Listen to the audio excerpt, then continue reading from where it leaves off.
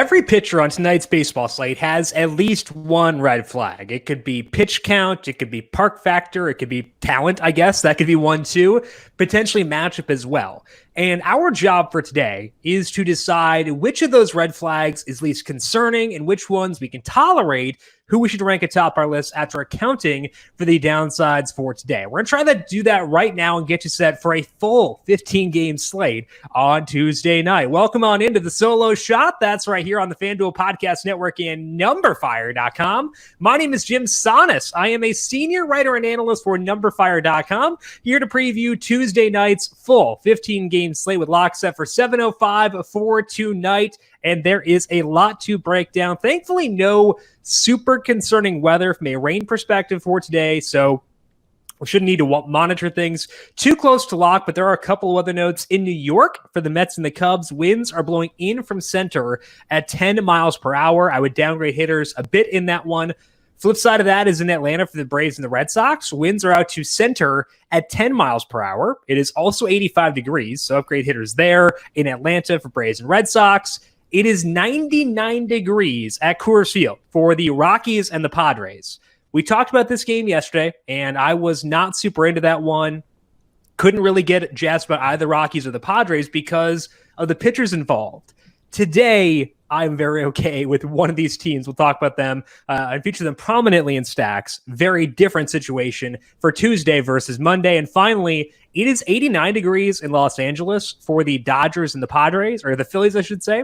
That is warmer than usual. So if you take Los Angeles' usual park factor this time of year, I'd bump it up a smidge as a result of the temperature for today. Quick reminder, once again, we are live once again later today, 4 p.m. Eastern, the FanDuel YouTube, Twitch, Facebook, and Twitter pages, answering your questions. I'll have baseball at 4. Brandon Gadula going to swing by at 3:30 to break down the U.S. Open from a betting and a DFS perspective. So if you want to grill Brandon on that, tune in at 3:30. I'll be on at 4 p.m.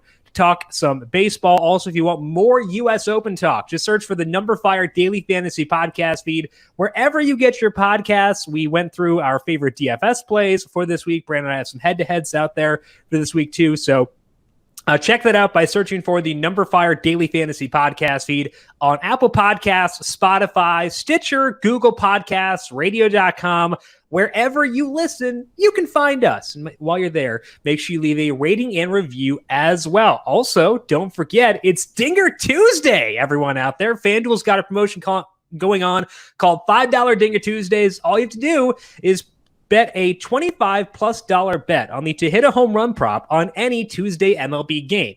You'll receive a $5 strike credit, up to $25 max, for each home run hit in that game by either team, regardless if your bet wins or loses. Head over to FanDuel on Tuesdays to play the $5 Dinger contest. Must be 21 plus and present in Colorado, Iowa, Illinois, Indiana, Michigan, New Jersey, Pennsylvania, Tennessee, Virginia, or West Virginia.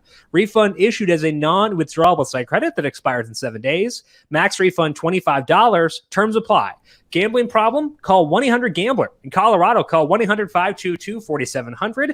In Iowa, 1-800-BETS-OFF. In Indiana, 1-800-9-WITH-IT. For confidential help in Michigan, 1-800-270-7117. In Tennessee, call the Red Line, 1-800-889-9789, or in West Virginia, visit 1-800-GAMBLER.net. Pitching preview for this Tuesday slate, Trevor Rogers is the highest salaried pitcher. He comes in at $10,000, followed by Julio Urias, who is $9,600 on FanDuel. Andrew Heaney is $9,200. Yu Darvish is $9,000. We have Mike Minor, Hyun-Jin Ryu, Frankie Montas, Casey Mize, Zach Eflin, and Taijuan Walker as the others at $8,000 or higher. And as you can hear there's no legit number one, no question ace on this slate. There are going to be concerns about every single one of those guys. Rogers, pitch count. Urias, pitch count. Heaney, effectiveness recently. Darvish, he's a course. Mike Minor, spin rate. Hyun-Jin Ryu, facing the Yankees. Frankie Montas, not super effective this year. Mize, facing a low strikeout team. Eflin facing the Dodgers. Like, I could just go through and list a red flag for every single one of these guys. Our job is to decide which red flag is the most or the least concerning, and decide who has the best upside despite their downsides. One of them to me is going to be Mike Minor. And I mentioned Minor's big red flag for today is spin rate. That is a big buzz right now because we're talking about the enforcement of the sticky stuff. I guess I have no better way to phrase that. The sticky stuff with pitchers and how a lot of guys, since they decided to potentially try to enforce this, have been seeing their spin rate go down. Minor is one of those guys. His spin rate did go down last week, which is a red flag, but he still looked really good despite the decreased spin rate. So as a result of that, I think that his red flag is least concerning, and Mike Minor, all things considered, is going to be my top pitcher of the slate for tonight. In that game, Minor's average spin on his four-seam fastball is down 60 revolutions per minute from his full season average. That's enough to get your attention. But he was still filthy. He allowed just one run on 3 hits over 7 innings. He had 8 strikeouts. The swinging strike rate was 17%. That was his highest mark this year. The previous high was 14%. And that gives me confidence in not ignoring what Minor has done up until this point. I can look at a larger sample than just the one start because I think that he's still effectively the same pitcher he was previously. We have 8 starts on Minor since he increased the usage on his four-seam fastball and his changeup. And in those 8 starts, he has a 3.64 skill interactive ERA with a 28% strikeout rate. That strikeout rate ranks 4th on the slate, but the others all have some sort of serious drawback. With Minor, it's a minor drawback. He's facing the Tigers here. They're not as bad as they were initially against lefties. And we talked about that, how they would naturally get better because you couldn't be as bad as they were against lefties. But it's still a plus matchup. They have an 81 WRC plus against lefties with a 29% strikeout rate. So what we're getting here is a high strikeout pitcher in a high strikeout matchup. He is at home. He is $8,800. He goes deep in games because he went 106 pitches last time out. So the red flag on Minor is less concerning than most guys. And in a vacuum, I think he's going to be the number one guy for tonight anyway. So I would say straight up, if you force me to pick who is the likeliest guy to be the highest scoring pitcher tonight's slate, I'd pick Mike Minor. And he's actually pretty easy to get to $8,800. Helps me stack Coors Field. So I think that Minor is someone I am very willing to go to for tonight. After him, the red flags get a little bit more concerning. I'm going to go with Julio Urias second behind Minor for today. It was between him and Yu Darvish, rank second. We'll talk about Darvish in a second as well.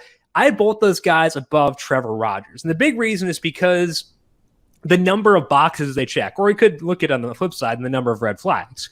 Both Urias and Rogers fall short of checking the pitch count box because Urias has been in the 80s for each of his past 4 starts. Rogers can hang out there too in the 80s, but Rogers is facing a lower strikeout team in the Cardinals, so he has 2 marks against him. Low pitch count, low strikeout opponent.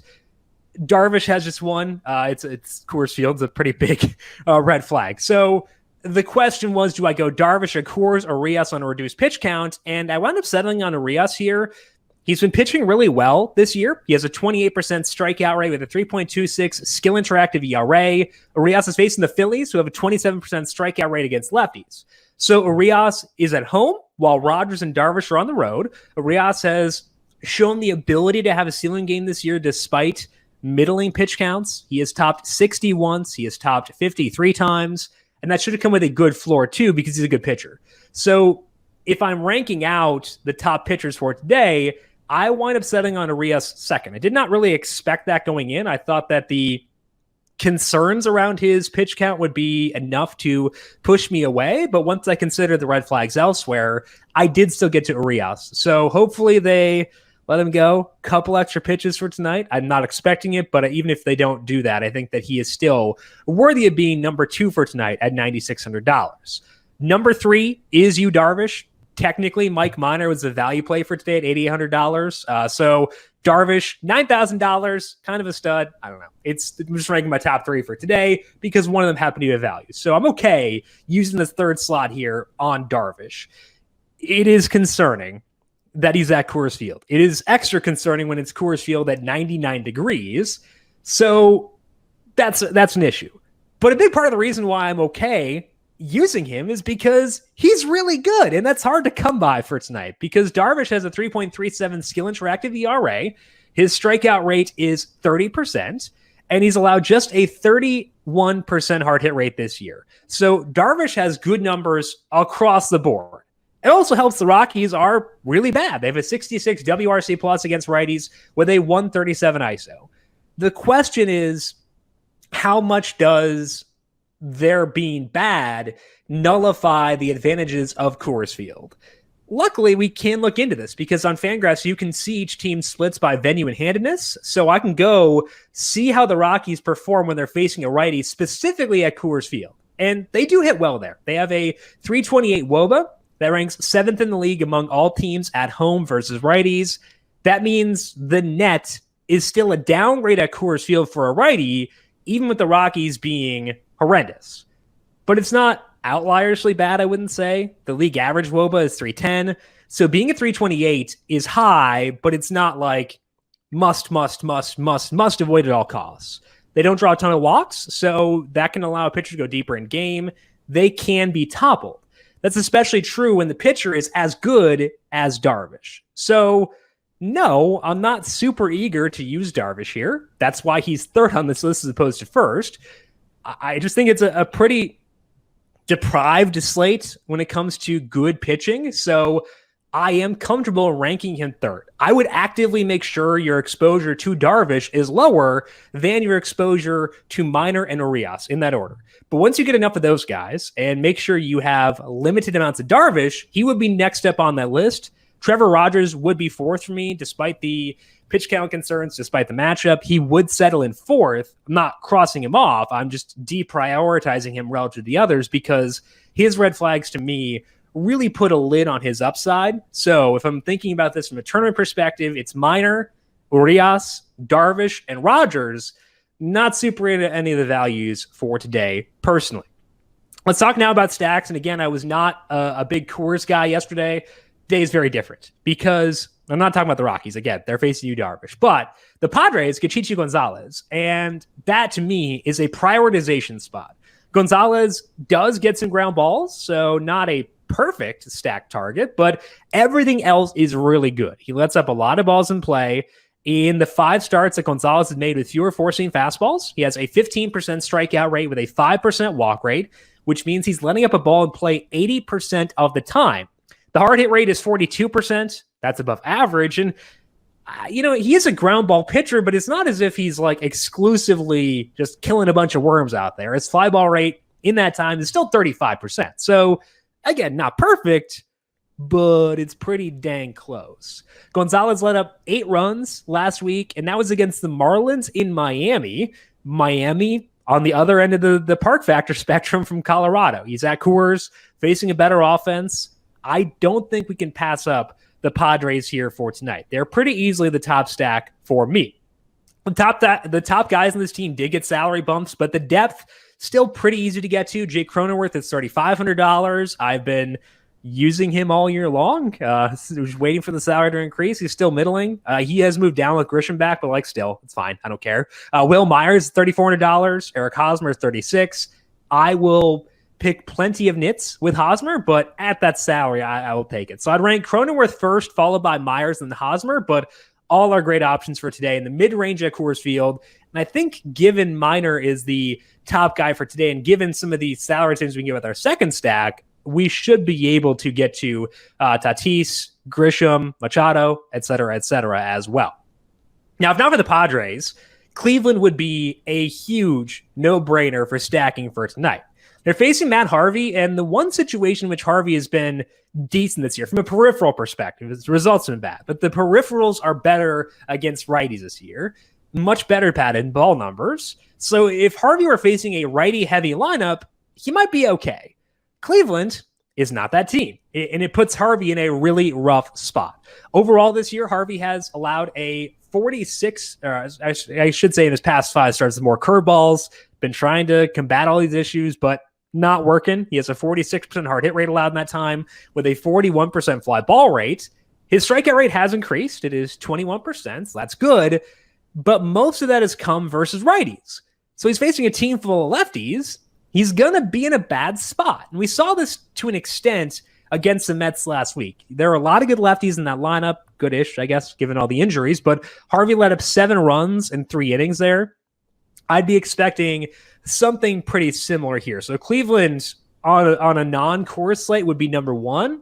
I'm happy to put them number 2 for today. And luckily, having Harvey in his platoon numbers helps us solve the Rosario dilemma, because I've been having a terrible time this year deciding between Ahmed Rosario and Eddie Rosario.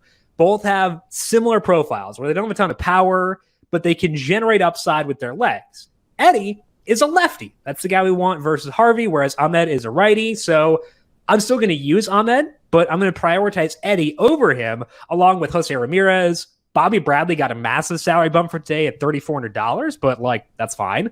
I still think that he is worthwhile despite the increase. So okay with him. And I think that we can still feel good about this Cleveland team. If you want a lower salary guy to target who does benefit from the platoon advantage here, Josh Naylor is someone who I think would grade out pretty well. So check out those guys as being the most major benefactors. I have no idea what word I was trying to say. Either way, the main benefactors. There we go. The main benefactors of Matt Harvey and his weird platoon numbers. As far as our third stack go, I think there is a fall off after Cleveland and San Diego. And I want to go back to the discussion around spin rate, because we've been talking a lot about those guys, and we're trying to identify ones who've gotten dinged by the alleged enforcement of these rules. Sinker ballers are pitchers who benefit a lot from movement, because that's how you get batters to top it and just ground out. So I was surprised when I saw Brett Anderson's numbers get really rough last week, but I probably shouldn't have been, given, if you think about it, it makes sense that sinker ballers might be dinged more as a result of a loss in spin rate than others. Anderson facing the Reds for a second consecutive start. I think the Reds deserve to be high on our list here. Their implied total is pretty low, so I don't think they'll be all that popular, but I'm okay with grabbing them and hopefully reduce popularity. Anderson's change was subtle but impactful. The spin rate on his sinker averaged 1664 revolutions per minute. That was down 55 from his previous start. And that may not seem like a lot, but it is significant. It's down 63 revolutions per minute from his full season mark. Not surprisingly, Anderson got knocked around. He allowed 5 runs, 4 of which were earned across 3 innings. He did not get a single strikeout. Part of that was bad luck with balls in play, but he also optimally wouldn't allow that many balls in play and getting no strikeouts. Given the timing of this rough start, I'm inclined to believe that dip sticks, and I think that we should be stacking the Reds here. I think the Reds make a lot of sense to see if they can duplicate that effort for today. The guy who gets the big boost with a lefty out there is Tyler Stevenson. He has great numbers in a small sample this year against lefties, but also had decent pop overall in the minors. He was generally young for his level, so you kind of bump that up a little bit. I'm not sure if he'll keep up the current pace, but they seem to think that he will, given where they bat him versus the lefties. So he's $2,600. He could be a key to getting to Nick Castellanos here. I'd also be down for Aristides Aquino if he wiggles his way into the lineup. He hit 7th, I think, against the lefty a couple days ago. So check out Aquino, check out Stevenson as potential ways to save some salary and make it easier to get to Castellanos if you're stacking the Reds. And again, low implied total, but I think that they are an interesting tournament target for today. Let's finish up here with things to watch. If you want to take advantage of the good weather I talked about before in Atlanta, the Red Sox are my preferred side there. They're facing Tucker Davidson. It looks like he'll be a good pitcher with contact suppression, where keeps the hard hit rate low, and that's why the Red Sox were not higher on this list despite the weather. But Davidson doesn't seem to be a high strikeout guy. He'll put some guys on via the walk too, and the Red Sox do lose the DH in Atlanta, so if JD Martinez does not play, make sure you downgrade them, but just broadly, they do work as an alternative stacking option for today. On the opposite end of the park factor spectrum are the Giants, but I'm down to stack them at times tonight. They're likely facing Corbin Martin. That is not official yet, but it seems like that is the way things are trending. Martin is coming back up from AAA. He got sent down because he was struggling pretty much across the board. We were talking before about the Rockies' WOBA against righties at home, and a team ahead of them actually is the Giants. Despite the fact they play in a terrible park, they actually have better marks than the Rockies at home. So I'm fine stacking them here. That's not usually the case because I hate stacking in San Francisco, but I think for today, it actually does make sense. And I'm okay with them as another alternative for stacking. Finally, if you want, I think this is more for one-offs. I would give some thoughts to both sides of the Twins and Mariners. Twins are facing Chris Flexen. Mariners facing Jay Happ. Happ is a lefty, so I can't get to a full Mariners stack because they're pretty bad versus lefties and a lot of left-handed bats in there. But the righties like Mitch Haniger work. Flexen has similar contact suppression skills to both righties and lefties, so not a huge difference between righties and lefties here. But the Twins, great at fine overall. So I'm not super enthused with either the Mariners or Twins, but especially from a one-off perspective, guys like Haniger do work out pretty well. Maybe Nelson Cruz in a revenge game, but I think overall it's okay to focus more on the top 2 stacks specifically, and then the top 3 after that. That is all that we have for today. Again, it's a slate where you kind of have to decide what constellations are you okay making a pitcher. Are you going to totally avoid Coors Field? Understandable. I get it. I'm not going to push back on you there. Totally fine. Are you okay with a low pitch count? Probably shouldn't be, but decide what your process is, decide what constellations you're okay making, then pick your pitcher based on that. We can talk more about pitchers for today during the 4 p.m. stream. Again, tune in at 3:30 to check out Brandon Gadula talking about the U.S. Open from a betting and a DFS perspective, and then I'll be on at 4 p.m. Just subscribe to the FanDuel YouTube, Twitch, Facebook, or Twitter pages to get notifications as we go live. Just go there and hit us up and ask your questions for today. Also, check out the U.S. Open podcast by searching for the numberFire Daily Fantasy Podcast feed. If you have additional questions for me, I am on Twitter at Jim Sannes, JimSannes. You can also follow the FanDuel Podcast Network at FanDuel Podcast. Big thank you to Calvin Theobald, our video producer, for setting up the video broadcast for today. Thank you, Cal, as always. And thank you to everyone for tuning in. Good luck to you with your MLB DFS lineups for today. Talk to you once again tomorrow. This has been the solo shot right here on the FanDuel Podcast Network.